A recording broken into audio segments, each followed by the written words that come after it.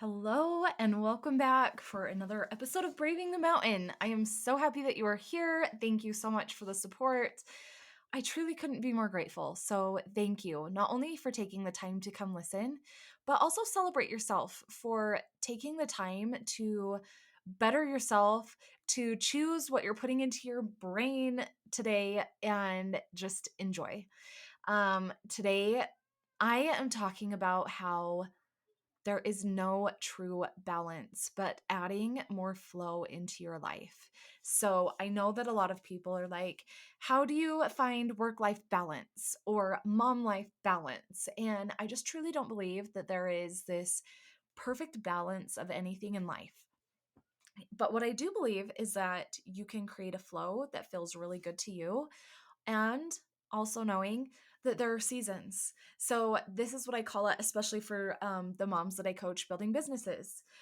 There are seasons. And so, no, I don't believe in the hustle. I don't believe in the grind, but I do believe that there are seasons of growth. There are seasons of push. And that does not mean staying up until 2 a.m. to get the things done that you need to. Hey, if you want to and you're having a good time, more power to you. It's not how I operate because I know that I don't do well on very little sleep. So everybody would suffer if I did that. But how can we allow it to flow? How can we be more intentional with the way that we are utilizing our time so that we are then able to get the things that we desire to get done? And by adding more flow, this could be saying no to more opportunities that are coming your way that don't really feel exciting to you. And instead of falling back into the people pleasing tendencies and fear of judgment, right? Sometimes when we are pleasing other people, we kind of are falling into that trap of we have this fear that they're going to judge us for saying no to that thing. And we get to say yes to us. We get to say yes to us. We get to say yes to our families. And we get to create a life that feels really good to us. And so if we are constantly saying yes to other things that are now pulling us away from the family, keeping us really busy, and we're stressed out, overwhelmed, it's not going to feel good. So, how can you create a state of flow that feels really good? And I think, first of all, that's knowing your bandwidth. That is knowing how much you have each week. What do you have to take care of each week? And can you really take on whatever somebody else is asking you to do? Can you truly take on another 2 nights a week of lessons for one of your kids? Can you truly take on, and I think you get the picture here. So, before you add more food to your plate at the buffet, you've got to ask yourself, well, am I too full? Or do I have room for more? And do I desire to fit more in? So, something that has really, really helped me just really get in this state of flow in my life is choosing when I work. And I will be the first to admit I'm in a very different phase of life right now than maybe some of you are. But I started my business when my kids were really little. Now I have 6 hours a day when they go to school, and it's beautiful. And I am not even going to pretend that I do not enjoy this season of life. It is really fun. I feel like it's made things honestly easier. I will say the word easier here over simple because it is. I have the time, but when they were little, I also had the opportunity to create the time. So I did hire a babysitter. I did put Chloe in preschool when 'cause she's my youngest. I did put her in preschool. And so she was at least gone for 2.5 hours a day. And instead of driving back and forth from preschool to like pick her up and drop her off, I would bring all my stuff with me and I would sit in the sunshine in the parking lot for the 2.5 hours and I would work in the car. And that worked for me. That was beautiful. And then when they were really little, I couldn't afford. I was a broke mom, right? We were living paycheck to paycheck, but I was able to trade with friends.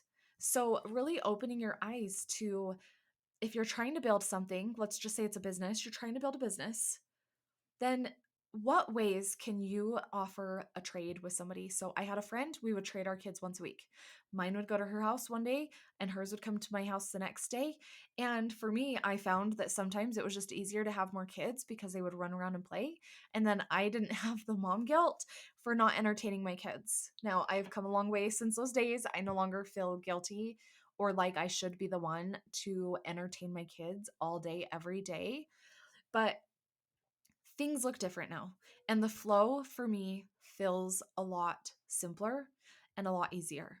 But when you are thinking about also creating that flow in your life, I had to simplify my life. I needed a home that was easily maintained. I don't want to spend 6 hours on a Saturday scrubbing the house like we used to growing up. I want to spend that with my family. My husband is home on the weekends. He works a full-time job. And I mean, that's a whole new phase. He took a whole year off and then um has gone back to work since then because I think I have an episode talking about him like leaving his job in that whole year and it was great. But then he's like, "Honey, I don't know what I want to do. Like I'm feeling lost." And he went back to work. Um but that's beside the point. So I digress here. And so let's go back to creating the flow within your home. These are the rhythms that I talk about. And I know in some of my mom life pep talks coming up or in the past, let me look quick. They're either coming up or in the past. I talked about they are this month. So that is perfect. I've talked about all of my overwhelmed to empowered mom tips. You're done being overwhelmed, right? You're done. You've drawn that line in the sand. You're ready to change your life. And so now you're ready to empower yourself. So that is putting rhythms into your day. But first, I had to simplify. So I simplified my kids' closets. I noticed they were wearing like the same 5, 6 things from in their shirts. And so I said, if you're not going to wear it, get rid of it. And I let my kids go through their closets and get rid of the things that they just didn't like and they weren't going to wear. And now I can easily do one load of laundry a day and stay on top of it, right? But if you have excess of everything, it's going to be really hard to maintain that. I went through my entire kitchen and simplified that. I mean, I kid you not, I don't even want to admit like how many cups we've had.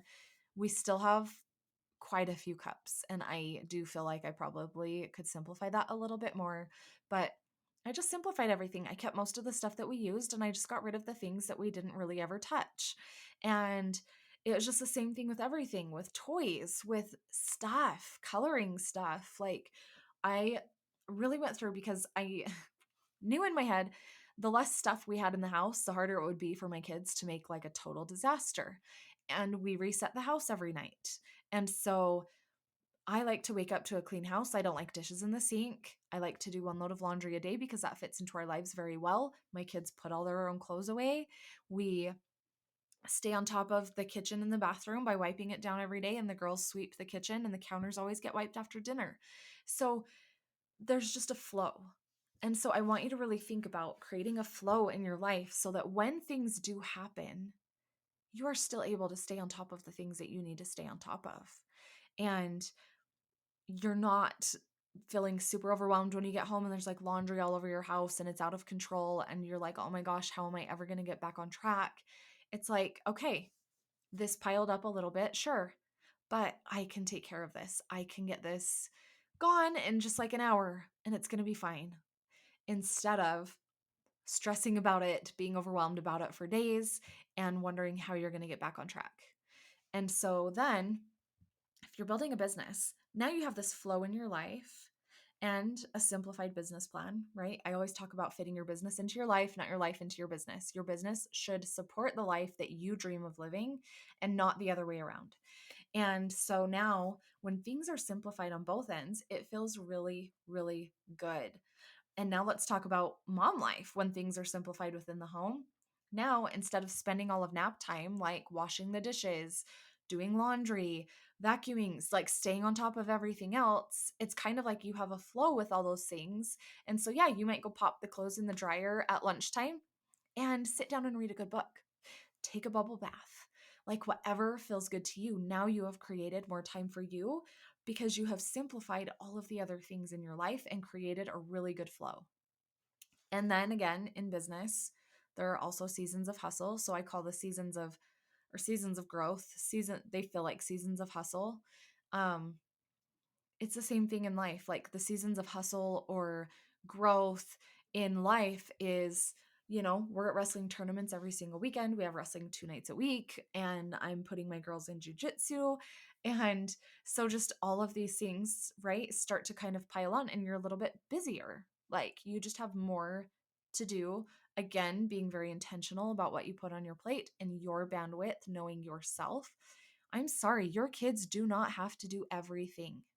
They don't. If you want them to try everything and pick one, great. But you don't have to put them in every sport. I mean, unless that's what you choose. If that's what you choose for your life to be, and you want them to play football and basketball and hockey and I don't know, like wrestling, whatever else. We're just a wrestling family, and then jujitsu for the girls. And it just works for us because I told myself in the beginning I was not going to be the mom running around to a million different events all the time.